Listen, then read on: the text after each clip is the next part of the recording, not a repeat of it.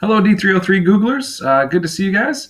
And really excited about this video because this one is all about one of my favorite tools. This was a complete game changer for me when it came to grading and assessment and saving time, but also improving the way students got feedback. So this is all about the feedback loop and all about giving that sort of information back to the students here and also keeping good data for myself. So big thing here is all about Goobric and Doctopus. So a couple things to get started with that. Doctopus is an add-on for you guys. You've got to be in Google Sheets, okay? You go to the add-ons. It's kind of a fun name, right, to say Doctopus. Of course, now it's going to go a little bit slow for me. So first thing you got to do is just, type up Doctopus. You do a quick search of it. It'll be the first one that pops up. You'll just want to click add on that. The other thing within the Chrome Web Store, you're going to want to look for Goobric, Goobric. Goobric, kind of spelled like Google would be spelled. You click this, and then it merges those two together, and essentially it just enhances what you can already do with these cool Google tools. So what you would do there is in your scope of a new sheet for something that you want to grade, okay? And the neat thing about this is when you launch, what I would do is I would, open Doctopus, which I've already done for this one, and then voila, I didn't do this. Doctopus did this for me, right? It's within the code that's written for that app, and all of a sudden, it's a cool word here, ingests all your students, ingest all their work for that given thing. So I pick what classroom of my, if it's my American Studies class or my government class or my U.S. History class, I'll pick which classroom to open, I'll pick which assignment to ingest, and voila, it brings it all here. Okay. Now, when you attach a Goobric, Goobric is something else where you make it your own rubric using Google Sheets. Okay. So a couple tips here: you have to leave cell A1, this very upper left-hand cell, empty. Otherwise, Goobric doesn't work. Then across the top, it doesn't matter if you go big numbers to small, like 10, 9, 8, 7, 6, or if you want to go 1, 2, 3, 4, 5 building upwards. It doesn't matter if you go left or right. But you want to do your numbers or your values across the top, and then you do your rubric strands going, down. And so here, this is an FRQ. This is a type of essay that we write all the time in our American Studies class. I really look at three things: their thesis, their use of evidence information, and their use of evidence explanation. So how well are they supporting that position and claim? What kind of details are they including? And then how well did they explain how those details prove their thesis? So those are the big rubric strands there. Here are some other things I've used Goobrics for. They don't have to be multiple strand things. It could be something really simple like this, like did I do some research? Hey, did you do all your parts? So it could be just a one row sort of thing here. And then I just kind of whipped up something else too, a sample one here. Actually, no, sorry about that. Too many tabs open. I feel like Megan right now. All right, so here's just a sample rubric where, just 210 and nothing fancy here, generic assignment title, and then everything is turned in, yada, yada. So it could be something as simple as this, and Goobric will still work for it. So back to the really amazing part and the cool part here about what Goobric does is, so now let's say I'm going to go in and I'm going to assess the student's piece of work here, right? So the neat thing and the great thing about how Goobric and Doctopus works is it makes everything one click away, right? Where it's not, I have to open this tab and then close that tab and open up this kid's piece of work and then close it. And then all of it's done right there for me. Okay.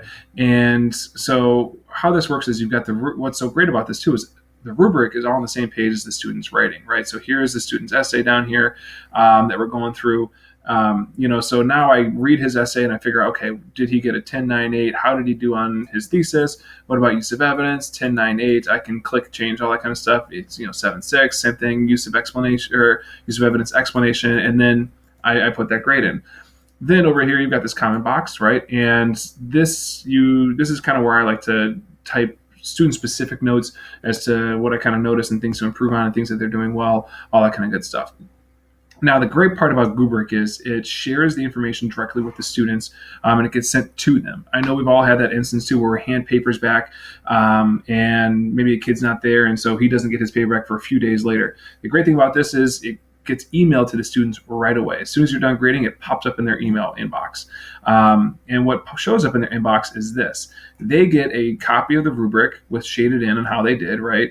8, 9, 10 is how Mike did. And then underneath, in the email, it sends all the comments that you type into here.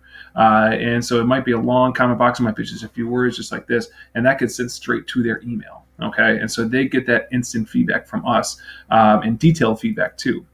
Now, on the teacher end, what's so amazing about this is you open up the rubric scores, this other, because Goobric again does this, or Doctopus does this, it makes these separate sheets for you. This is something that I did where I made this conditional formatting where I just highlighted these rows. You go up to format, you go down to conditional formatting, and then you start making rules. And so I said anything that has a 10 in it, that'll be a green. Anything that's got a 9 in it, that'll be this nice light blue. And then if you want to, you can kind of rearrange. And what's cool about this is you can manipulate your data here. So I can see, oh man, look at this. Luke, Jacob, and Stefan, these are 3 guys I've got to work on, and the type of evidence that they include. And I can make groups now, or just rearrange this evidence here a little bit where it's not just a static spreadsheet. Now I can kind of change this so I can really dive in and do some analysis here, either with my PLC or just on my own, to figure out how I can best reach students.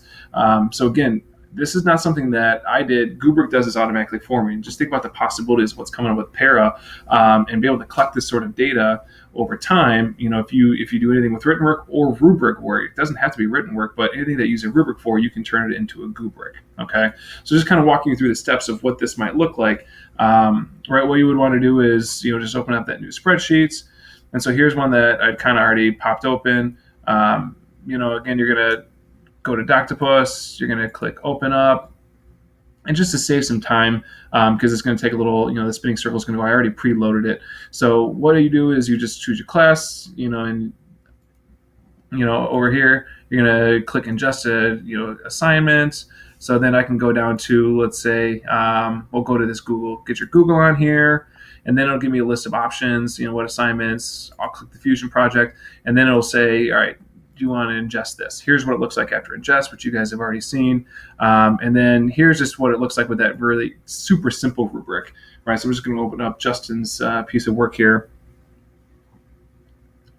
Spinning circle, here it loads, and then so this is, again, right, it could just be a simple 210, and then that gives you the functionality of when you click submit, it moves on to the next student, which is pretty great, that you just have to click one thing once and voila, it moves over and it brings up the next student. You don't have to close a tab or open a tab, and then it builds that data for you. Okay. One last thing I want to show you guys before we go is another great tool. So I guess we'll go pop back over to the Chrome Web Store. It's called Permanent Clipboard. And what Permanent Clipboard does is it saves. So I'm just going to cancel this out.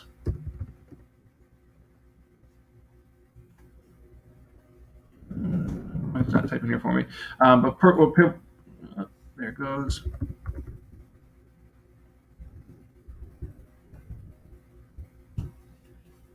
Right, so here's Permanent Clipboard down here. It's an extension for you, and it pops up here. And Permanent Clipboard allows you to make preloaded comments that just saves in your right click. And so one thing that I've done is I kind of organize mine by pluses and minuses, like, oh, good use of evidence. This use of evidence could be better.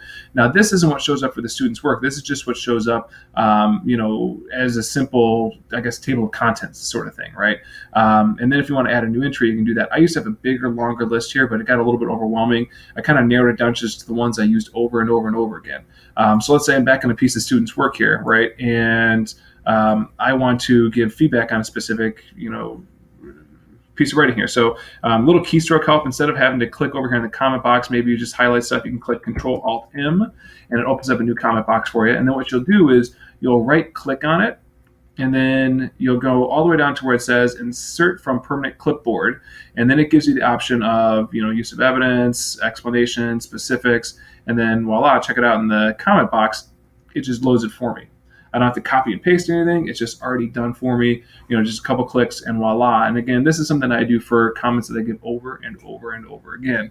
If I want to, you can always go back up and, edit and change it, here, add new ones into it. But really it's a great tool for speeding up the way you give feedback, and still giving high quality feedback, but using technology to make that feedback go a little bit quicker. So I hope you guys like Goobric and Doctopus and Permanent Clipboard, all things about enhancing that feedback loop and getting good quality feedback back to students even quicker. All right, enjoy.